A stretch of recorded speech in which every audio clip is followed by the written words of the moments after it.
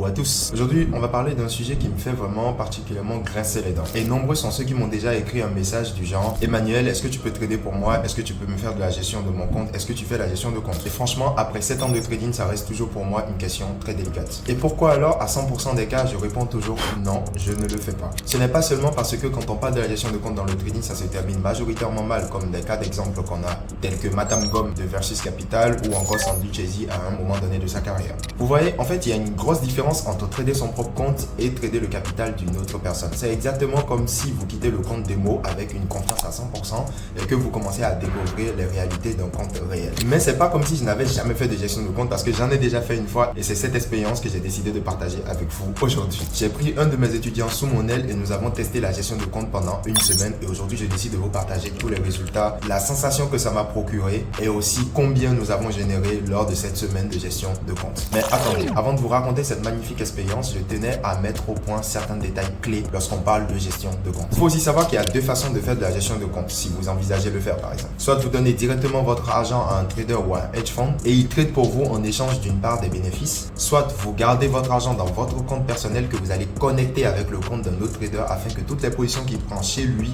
puissent se dupliquer chez vous aussi. C'est dans cela qu'on parle de copy trading automatique. Dans tous les deux cas, ça peut bien se passer comme ça peut mal se passer. Dans mon expérience à moi, nous avons tenté tout simplement de faire une gestion de compte classique où mon étudiant devait tout simplement m'envoyer l'argent, je crée un compte et je lui partage les identifiants pour qu'il puisse suivre le compte avec moi, et je vais vous raconter comment cette semaine s'est passée pour moi. Alors comme vous pouvez le voir, la première étape c'est que j'ai créé le compte, et ici je vais même vous afficher les dates selon la discussion Telegram qu'on a eue. Comme vous pouvez le voir, c'était le 27 juillet 2022. Parce que depuis ce temps, je n'ai plus jamais fait de gestion de compte. Comme j'ai toujours eu l'habitude de le dire, c'est pas quelque chose qui me ressemble, c'est pas quelque chose que j'ai l'habitude de faire.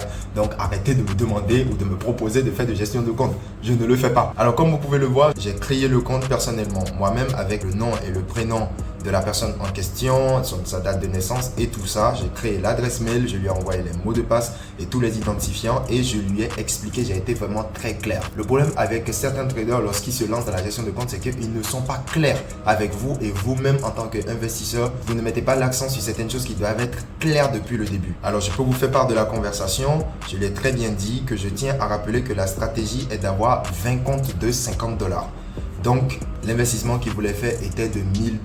Personnellement, il ne m'en faut pas vraiment beaucoup pour faire de belles performances. Moi, je me suis déjà beaucoup habitué à trader les petits comptes. Et là, je rappelle, on parle du 27 juillet 2022. Donc, ça remonte presque à 2 ans de cela que j'ai testé cette expérience. Et j'ai été très clair avec lui. Je lui ai dit que si on faisait moins de $500, j'arrêtais directement, et si on fait plus de $500 de bénéfices, je continue, mais je fais le retrait directement pour que chacun puisse avoir sa part. Il voulait investir $1000 et on allait faire 50-50 sur le profit. Moi, c'était juste une expérience, c'était juste pour voir ce que ça allait faire de gérer le compte d'une autre personne. Je lui ai dit que je vais déposer $500 sur le compte, et cela fera alors 10 positions de $50 à prendre. Le risque est quand même énorme parce que là, on va risquer 10% sur chaque position. Alors déjà, avant que vous vous déchaînez dans les commentaires pour me dire que j'ai pas un bon money management, ou bien il faut rester strict, il faut risquer 3%, 2% et tout, il faut savoir que $50 ou même $1000 à mon niveau ou au niveau de l'investisseur, ce n'est pas vraiment grand chose. Donc chacun risque en fonction de ses moyens. Donc il n'y a pas de meilleur money management à adopter. Chacun risque en fonction de ses moyens.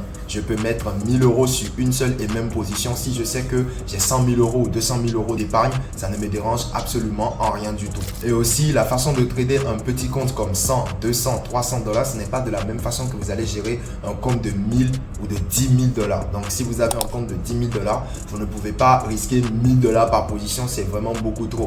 Vous pouvez risquer même jusqu'à 100 $, jusqu'à 200 $ par position, ou 300 $ par position si vous voulez, ce qui va correspondre à un peu plus de 3% de votre investissement. Par contre, si vous avez un compte de 100 $, vous ne pouvez pas dire que vous allez risquer du 1%, du 2% sur un compte de 100 $.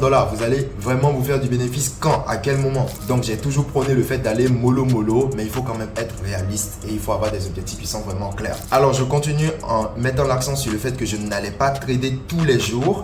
donc ce qui est complètement normal, et on fera le bilan après 30 jours. Il faut aussi noter que la personne avec laquelle j'ai décidé de faire cette gestion de compte, c'était un de mes étudiants, donc c'était pour moi une façon de l'aider tout simplement à comprendre que c'était vraiment possible. Et vu que le compte, il avait le compte à son niveau, il pouvait voir les positions que je prenais et il pouvait vraiment beaucoup plus faire confiance en cette stratégie-là. C'était ma façon de lui démontrer que tout ce que je lui expliquais, c'était purement vrai et qu'il pouvait faire pareil aussi. Alors comme vous pouvez le voir, c'est quelqu'un qui est resté très positif, qui est resté très concentré et c'est aussi quelqu'un qui est hyper mature dans sa tête. À ce niveau-là même, je trouve mon message hyper drôle parce que je lui disais qu'il fallait qu'on reste positif, que je sais qu'il était positif, mais je sais que ma réputation aussi était en jeu, donc il faut que je sois positif.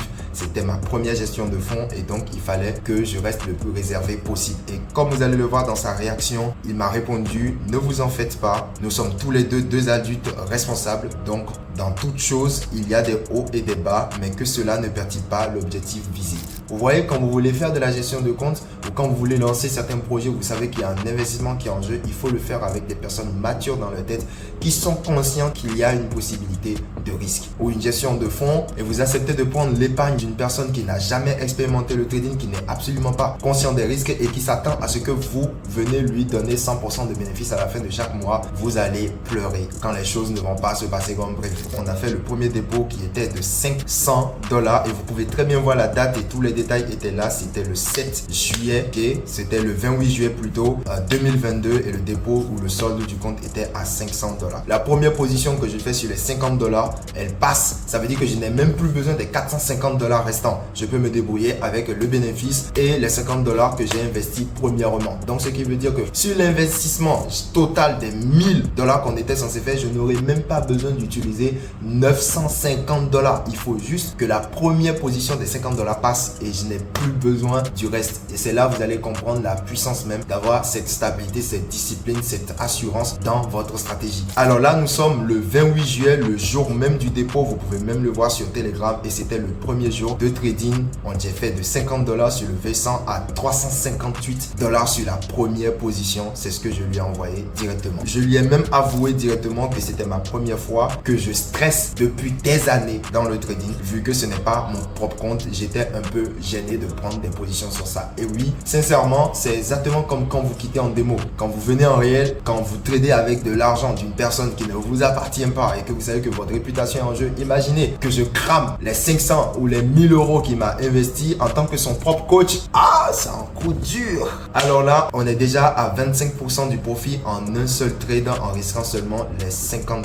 Et là, je commençais déjà à prendre un tout petit peu la confiance et me dire que ok, là c'est bon, ça va passer. On passe à la deuxième position et comme vous pouvez le voir, la date dans Telegram, c'était le 29 juillet. La deuxième position, c'était sur le Step Index. J'ai investi $50 encore une nouvelle fois et on est passé jusqu'à $115 de profit sur la deuxième position et c'était le lendemain en même temps. Donc, je me suis contenté d'une seule position par jour parce que j'avais mon propre compte que je gérais. Il faut aussi avouer que dans le temps, j'étais vraiment très chaud, très chaud, que ce soit indice Forex. J'étais vraiment très chaud, je tradais tout le temps, j'étais pas aussi occupé qu'aujourd'hui là et vraiment c'était une super belle époque. À la deuxième position qui avait été prise, le compte de $500 qu'on a investi au départ était déjà à $915. Et là, nous sommes le 31 juillet 2022 que j'ai fait ma troisième position et là, on a fait $143 de profit sur cette troisième position là. Troisième trade, troisième jour de gestion de compte et le compte était déjà à $530 de profit. Et il faut aussi rappeler que je n'ai eu besoin que de $50 parce que comme vous pouvez le voir dans les statistiques, le dépôt était de $150 au total parce que qu'est-ce que je faisais, c'était que je mettais $50 pour prendre la position et quand je faisais le bénéfice, je retirais tout. J'aurais déposé $50 encore et quand je faisais le profit, je retirais tout. Sinon, ça veut dire qu'en réalité, on est parti que de $50 à la base pour faire les $500 de profit en 3 jours. Vous voyez, monter des petits comptes ou trader de la sorte et tout, ce n'est pas quelque chose que j'ai commencé aujourd'hui ou que j'ai commencé il y a un an de cela parce que là, vous voyez dans les statistiques, ça remonte du 31 juillet 2022 et les statistiques étaient vraiment très claires. On a fait le dispatching, j'ai retiré tous les $500 et comme vous pouvez le voir, le compte était à $1000 déjà et donc j'ai fait ma confirmation de retrait de $500 le 31 juillet 2022. Alors que j'avais fait le dépôt, si on peut revoir la photo du dépôt, j'ai fait le premier dépôt le 28 juillet 2022. J'ai fait un dépôt de $500 et le 31 juillet, j'étais en train de retirer encore $500 tranquillement, juste en 3 jours de trading. C'est vraiment quelque chose qui était hyper énorme. Donc je lui ai parlé, je lui ai raconté un peu mon expérience. Alors de ma petite expérience, je dois dire que ça m'a pas autant amusé que quand je suis sur mon propre compte. Il y a certaines positions que je pouvais laisser aller jusqu'à $800, mais je suis sorti à $100 ou $150 car c'est une gestion de compte et je dois être très strict avec de l'argent qui ne m'appartient pas. Alors que sur mon compte, je m'en fous assez et je laisse les cours aller fort dans ma direction sans me soucier des pertes. Au final, j'ai respecté le plan et en ne mettant que $500 et en ne risquant que $50 par position. 5 positions ont été prises au total, 3 en gain. Il faut aussi savoir que je ne me suis pas arrêté là, ayant fait $530 de profit. J'ai mis les $30 sur une 4e position qui ne s'est pas forcément passée comme prévu. Et il y a eu une 5e position qui s'est terminée en ni gain ni perte. Donc on a fini en break-even, on a gagné 0-0. Donc je lui ai fait part de tout. J'ai tout expliqué. Je lui ai dit comment on allait faire le dispatching. Et c'était comme ça que cette expérience s'était passée. Et pourquoi je décide aujourd'hui de vous raconter cette expérience? Premièrement, pour vous montrer que cette capacité à monter des petits comptes, tout le monde peut le faire et vous pouvez le faire dans le temps. Ce n'est pas aujourd'hui que j'ai commencé par être rentable. Ce n'est pas aujourd'hui que je fais des performances comme ça. Vous pouvez très bien voir les dates. C'était ça fait déjà depuis un moment et pourtant les mêmes performances continuent toujours dans le temps. Si vous avez une méthodologie, que vous avez une stratégie et que vous arrivez à attraper une certaine constance, croyez-moi, vous êtes en mesure de garder cette performance-là dans le temps. Effectivement, le marché, il va changer, le marché n'est pas fractal, mais dans le temps, vous allez forcément rester rentable. C'est pour cela que je dis toujours quelque chose, never quit the game, because quand vous aurez cette stabilité-là, elle va rester dans le temps. Il faut juste éviter de se disperser, éviter de sauter de stratégie en stratégie, restez là, gardez le cap, c'est quelque chose qui est vraiment possible. Si dans votre carrière de trader, si vous avez envie de lancer une gestion de compte, croyez-moi, c'est pas quelque chose que je vous conseille du tout. N'envisagez pas de trader avec de l'argent qui ne vous appartient pas sous prétexte que vous avez besoin de plus de capital, parce que en réalité, vous êtes en mesure de faire des merveilles avec simplement un petit capital. Vous voyez là, c'était un investissement de 1000 €, mais en réalité, on n'a eu besoin que de 50 €. La semaine qui a suivi, on a arrêté la gestion de compte.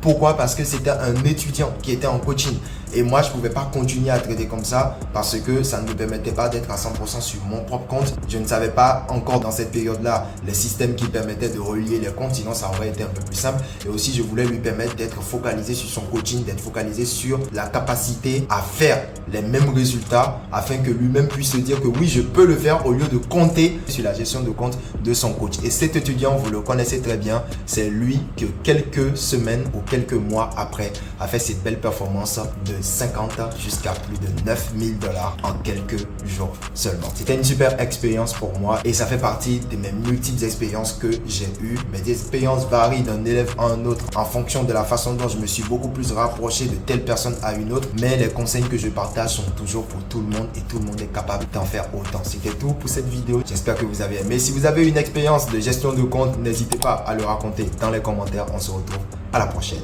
pour une autre vidéo.